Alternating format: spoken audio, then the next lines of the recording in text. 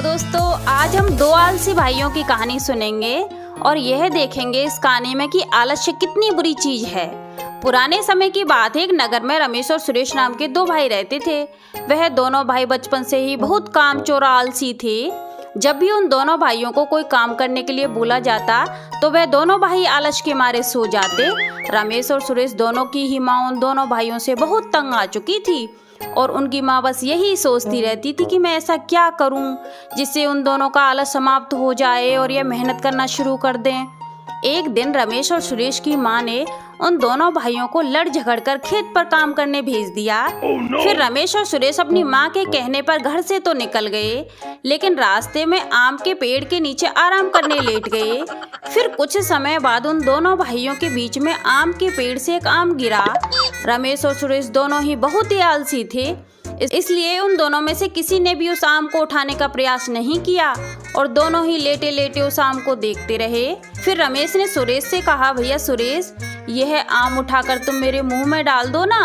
तब सुरेश बोला, अरे भैया रमेश, तुम ये देख ही रहे हो ना कि ये कुत्ता मेरा कब से मुंह चाट रहा है और मुझसे तो यही नहीं भगाया जा रहा और तुम आम उठाने की बात कर रहे हो। फिर वह सुरेश बोला, भैया रमेश, तुम ही उठाकर मेरे मुंह में ये आम डाल दो।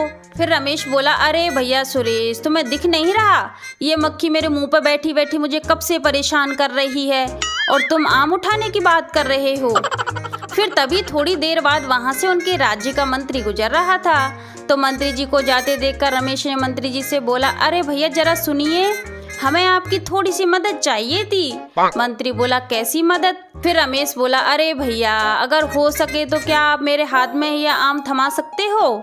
फिर जब मंत्री ने यह बात सुनी तो मंत्री को यह बात बहुत अटपटी सी लगी।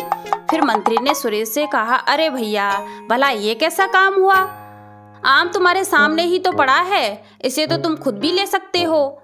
फिर रमेश दुखी होते हुए बोला, अरे भैया, यह नहीं हो पाएगा ना, इसमें बहुत ज्यादा मेहनत लगेगी। फिर मंत्री ने थोड़ा गुस्सा होते हुए कहा, यह कैसी मेहनत हुई भला? तुम्हारे सामने आम पड़ा है और यह आम तुमसे उठाया नहीं जा रहा।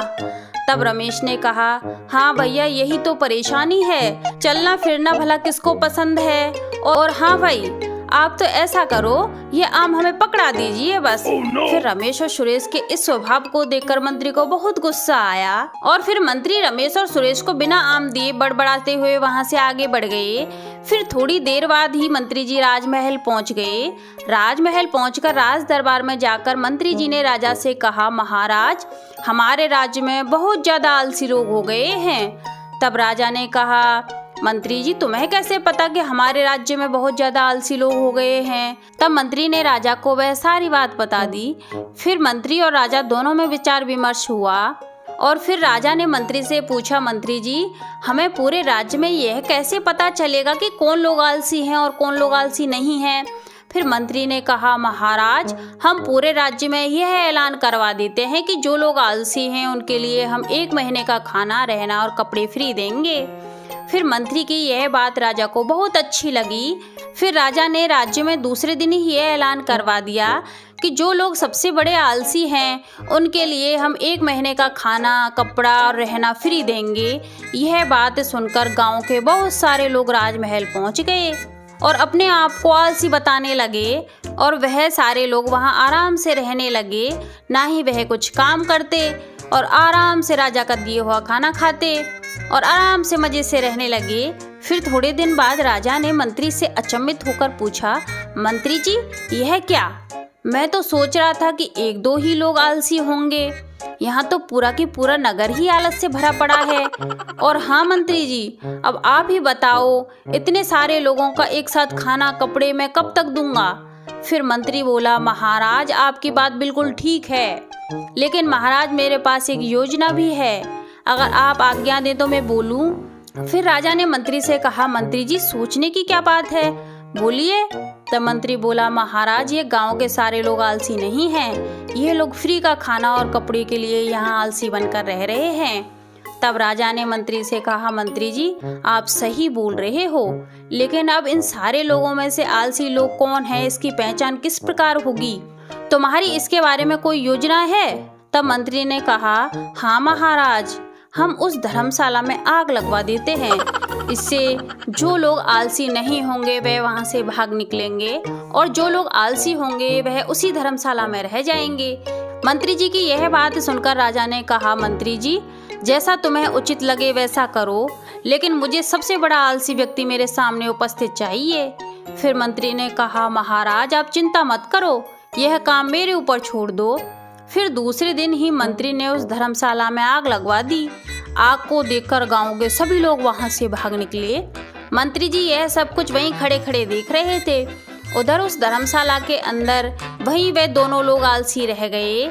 आग बढ़ने लगी लेकिन दोनों भाई वहीं की वहीं लेटे रहे, वहां से टस से मस भी नहीं हुए। फिर रमेश ने सुरेश से कहा, भैया सुरेश यह बीड़ी जला दो ना। तब सुरेश बोला, अरे भैया अब मैं बीड़ी कहाँ से जलाऊं, वह देखो आग अभी यहीं आने वाली है, उसमें से ही जला लेना।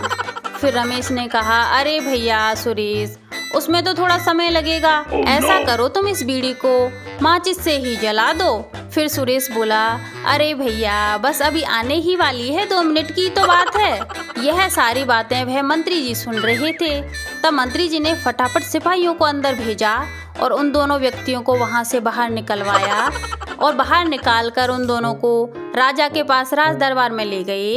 तब मंत्री ने राजा से कहा, महाराज हमारे राज्य के सबसे बड़े आलसी लोग ये दोनों भाई हैं। और फिर मंत्री ने राजा को आग वाली वह सारी बात भी बता दी। फिर राजा ने मंत्री से कहा, मंत्री जी हमें पता है इन दोनों भाइयों का क्या करना है, तो इससे आगे की कहानी हम अगले भाग में सुनेंगे।